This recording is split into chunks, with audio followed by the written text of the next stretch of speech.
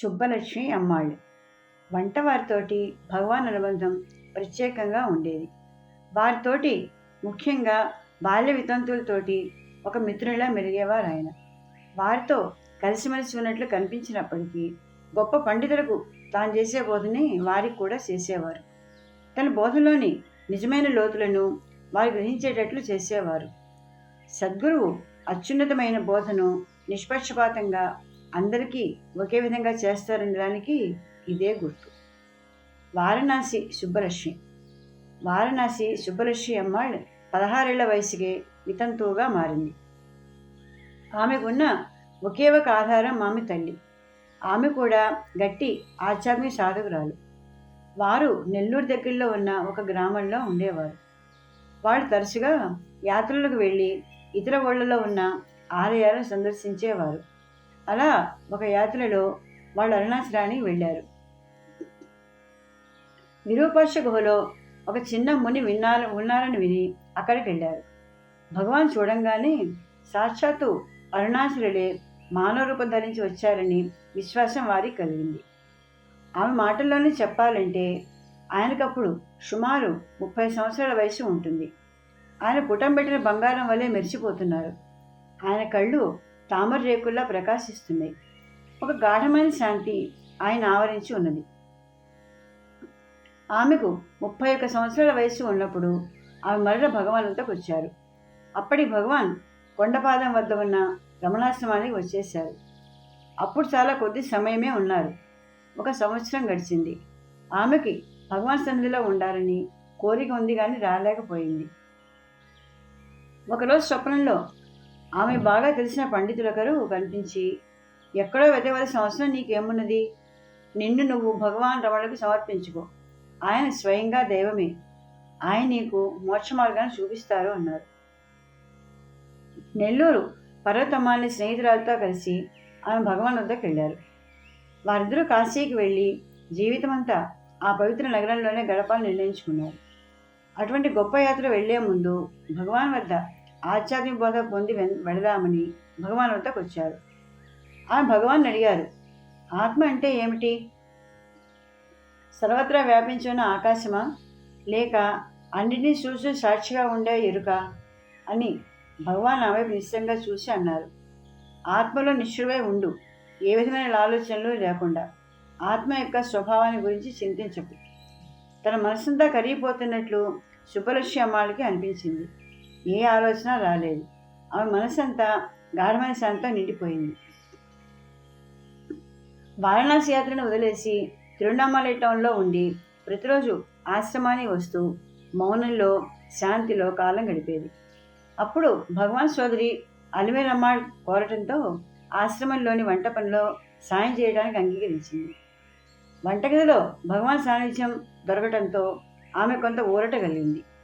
ఆమె కఠినమైన ఆచారాలు పాటించే మనిషి అవటం వల్ల, పని భారం ఎక్కువగా ఉండి ఆమె స్వయం మొత్తం దానికే సరిపోవటం వల్ల ఆమె తన గ్రామానికి వెళ్ళిపోయినారు. కొంతకాలం గడిచేటప్పటికీ ఆమె ధ్యానంలో ఏదో వెలితిని అనుభవించసాగింది. సద్గురు దూరంగా ఉంటున్నానే బాధ ఆమెను ఆశ్రమాన్ని తిరిగి వచ్చేలా చేసింది. ఆమె శాంతిని పొందారు. ఆ రోజు ఉదయాన్నే శాంతమ్మాళ్ళకి భగవాను సుబ్బలక్ష్మి అమ్మాళ్ళు వస్తారు, ఆమె భోజనం తీసి ఉంచండి అని చెప్పడం గురించి విని మరింత ఆనందం పొందారు.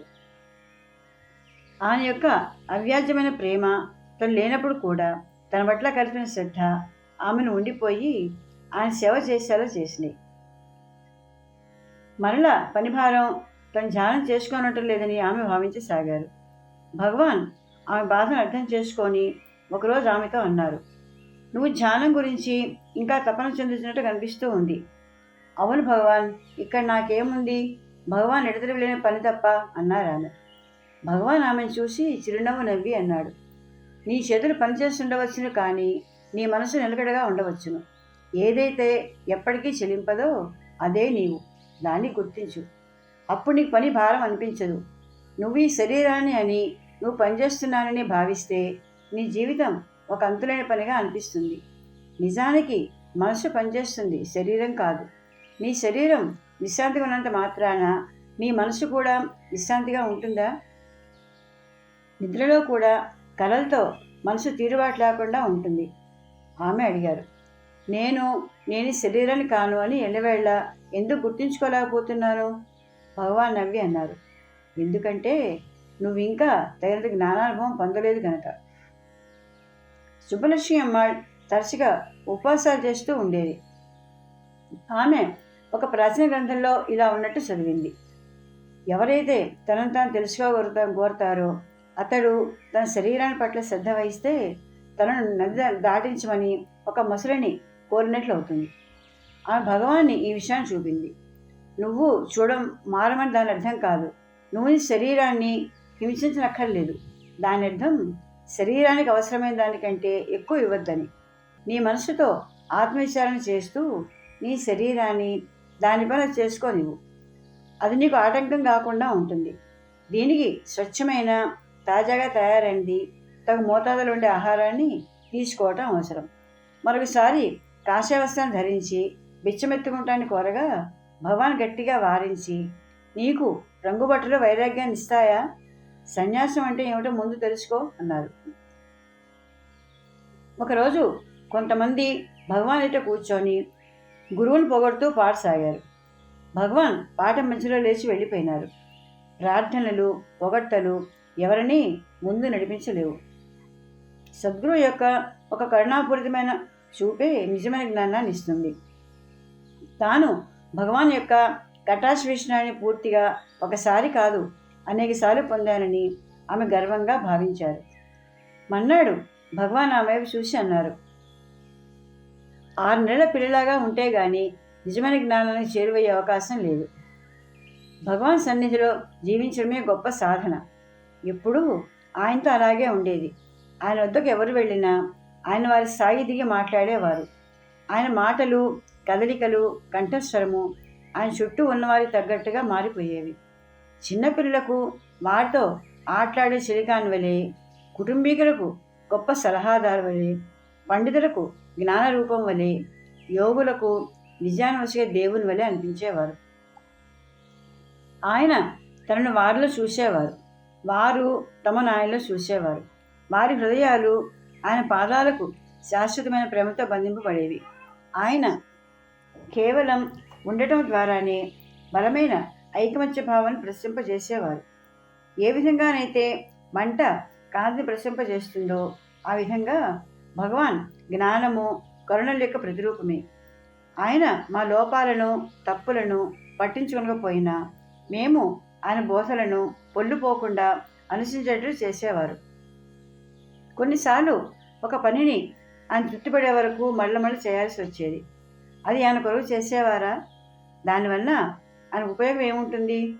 మనం పనులను సరిగ్గా చేయగలమని ఓర్పు లేకుండా, శ్రద్ధ లేకుండా వల్లనే పనులు సక్రమంగా జరగకపోవడం సంభవిస్తుందని మనకి రుజువు చేయటానికే. ఆయన కొన్నిసార్లు మా చేత పని సరిగ్గా చేయించడానికి గట్టిగా, కఠినంగా ఉండేవారు. మనం గట్టిగా ప్రయత్నిస్తే ఆ పనిని సక్రమంగా చేయగలమని ఆయనకు తెలుసు, మనకి తెలియదు. అనుభవం ద్వారా, ఆత్మస్థైర్యము, దాని ద్వారా ధర్మవర్తనము వల్ల కొన్ని ప్రశాంతత లభించేది. పనిని, జ్ఞానాన్ని కూడా చక్కగా బోధించగల ఉదాత్తమైన గురువు భగవాన్.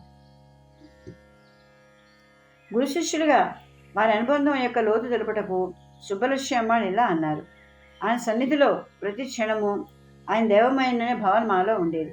ఆ భావం కలగటం కూడా ఆయన అనుగ్రహం వల్లనే. ఎందుకంటే అప్పుడప్పుడు తన నిజస్వరూపం అనగా తాను దైవమేనని, మనకు పరిచితమైన దేహం కాదని వెల్లడయ్యేటట్లు చేసేవారు. ఆయన పట్ల మాకు గల ప్రేమే మమ్మల్ని ఆయన పాదాల కట్టివేసి ఇక్కడ ఉండిపోయేటట్లు చేసింది. ఆయన కొరకు మేము ఇల్లు, వాకిలి, ప్రాపంచబంధాలన్నింటినీ వదిలేశాము. ఆయన వల్లనే మేము క్షేమంగా ఉంటామని, ఏదో ఒక అద్భుతమైన రీతిలో మమ్మల్ని గమ్యం చేరుస్తారని మాకు తెలుసు. ఆయనే మా లక్ష్యం, మా నిజమైన స్వగృహం కూడా. అదృష్టవశాత్తు నేను ఆమెకు దగ్గరగా ఉండేవాడిని. అప్పుడు నేను బొద్దుగా ఉండే 2 ఏళ్ల పసివాడిని. నా సోదరులు బిడియస్తులు. నేను వారి వల్లే కాక కుటుంబ సభ్యులు కాని వారితో కూడా కలవటానికి కూడా ఏమీ తడపడాయించేవాడిని కాదు. అందుకని ఈ వంటవారు నాతో ఆడుకుంటూ నన్ను ముద్దు చేసేవారు. ఒకరోజు సుబ్బలక్ష్మి అమ్మ నన్ను వంటగది బయట తీసుకుని వెళ్ళి తన ఒళ్ళో కూర్చోబెట్టుకొని భోజనం తినిపించారు. నా చేతుల్లో 2 మామిడి పళ్ళని గట్టిగా పట్టుకొని ఉన్నాను. అకస్మాత్తుగా ఒక పెద్ద మగ కోతి మామిడి పళ్ళను చూసి నా వైపు రాసాగింది. భయంతో నా ముఖాన్ని ఆ వైపు తిప్పాను.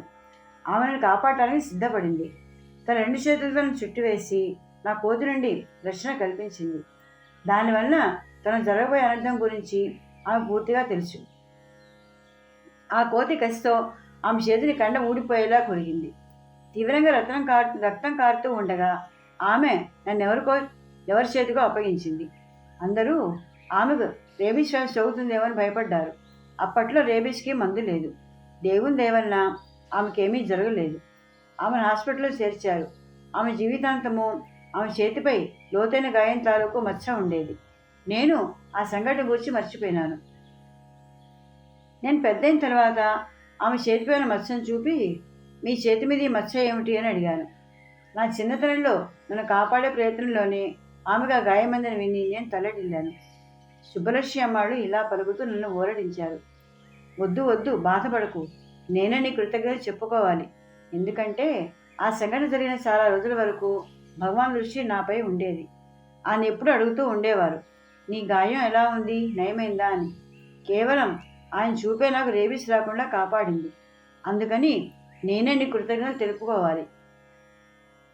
నేను ఆ పాదాలు తాగుతూ, మీరు ఆపలో రక్షణ కలిగించే జగన్మాత యొక్క అంశంతో నన్ను కాపాడారు. మీకు నేను నా కృతజ్ఞతను ఎలా వ్యక్తపరచుకోవాలో తెలియటం లేదు. నేను వాడిన జగజ్జనని మాతృవంశ అనే పదజాలంతో సుబ్బలక్ష్మి గారు చెల్లించిపోయినారు. జగన్మాత యొక్క భక్తులందరూ ఈ మాతృవంశ వల్లనే విషం పడుతూ ఉంటారు. భగవాన్ కూడా ఈ పదాలను కొన్నిసార్లు వాడారు. కానీ భగవాన్ గురించి వ్రాసేవారు ఈ విషయాన్ని వదిలేస్తారు.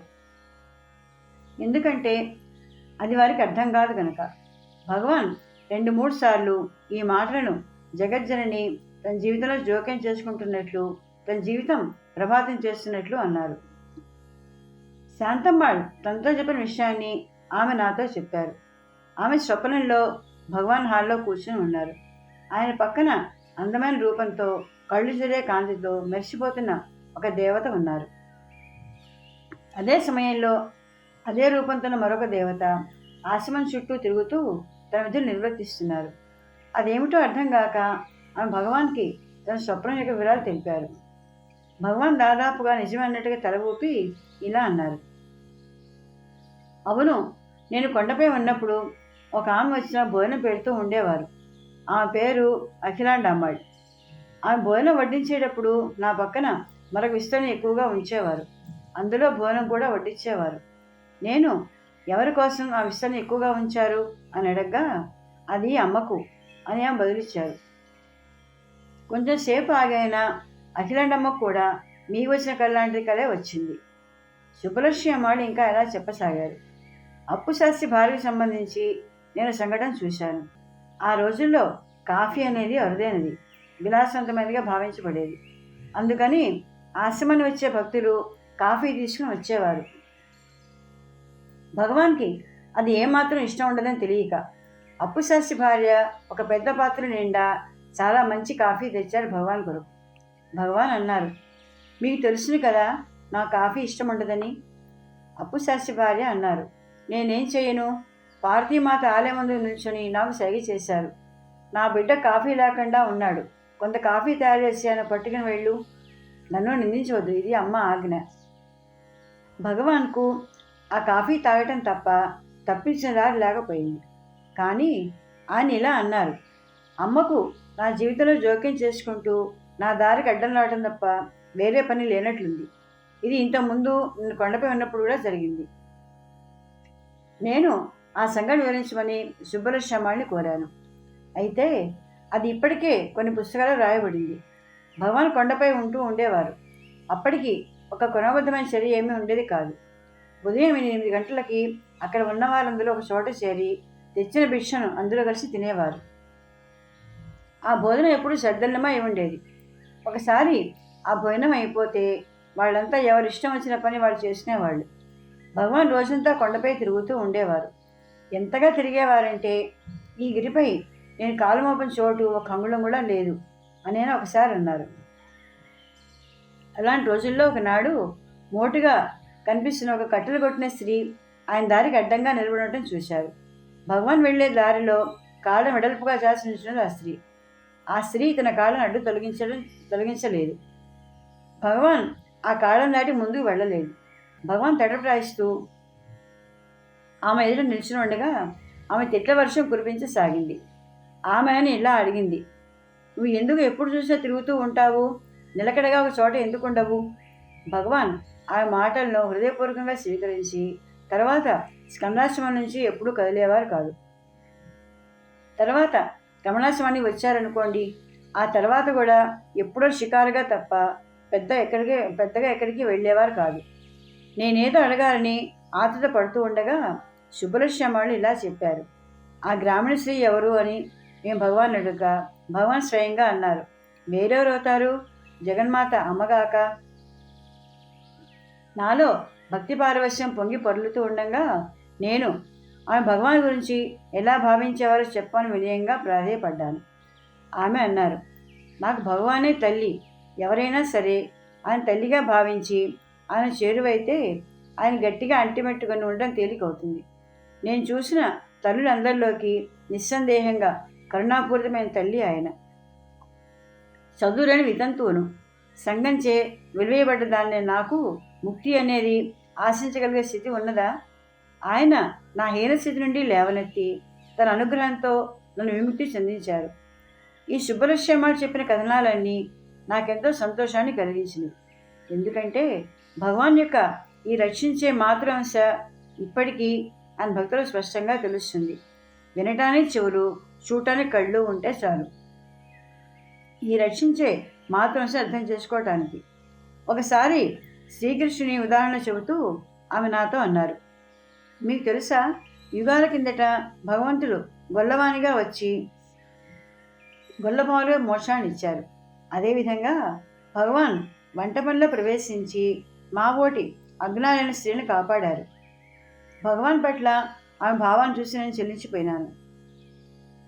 ఆమె ఇంత భక్తితోనూ సంపూర్ణంగానూ భగవాన్ని ఎలా ప్రేమించగలిగారు నేను అడిగాను. ఆమె ఇలా అన్నారు, యోగులు ఋషులు కూడా కఠినమైన నియమాన్ని పాటించి తపస్సు చేసే స్థితి చేరుకున్న స్థితికి భగవాన్ కేవలం వంటగదిలో ఆయన దగ్గరగా పనిచేసిన మాత్రాన మమ్మల్ని తీసుకెళ్లాలని మీకు తెలిసినా? మేము నిత్యం చేసే కొద్దిపాటి పని మాకు సంపూర్ణ ఆనందాన్ని, ప్రకాశాన్ని తెచ్చిపెట్టేది. ప్రాపంచికమైన పనుల్లోనే, అంటే రుబ్బటము, వండటము, భోజనశాలలో అతిథులకి వడ్డం చేయడము మొదలైన పనుల్లోనే మేము పారవశ్యాన్ని పొందేవాళ్ళం. అది ఎలా సంభవం? ఆయన సన్నిధిలో మమ్మల్ని ఆశీర్వదించారు. ఆ ఆశీర్వాదంతో మనస్సు హృదయంలో లయమైపోయే స్థితి చేరుకున్నాము. మా హృదయాలు ఆయనతోనూ ఆయనలోనూ ఉండేవి. ఆయన మేము చేసే మొత్తం పనిలో ఉండేవారు. మానవ హృదయంలో ఎంత ఆనందం నిక్షిప్తమై ఉంది అనే విషయాన్ని ఈ పారవశ్యాన్ని అనుభవించిన వారు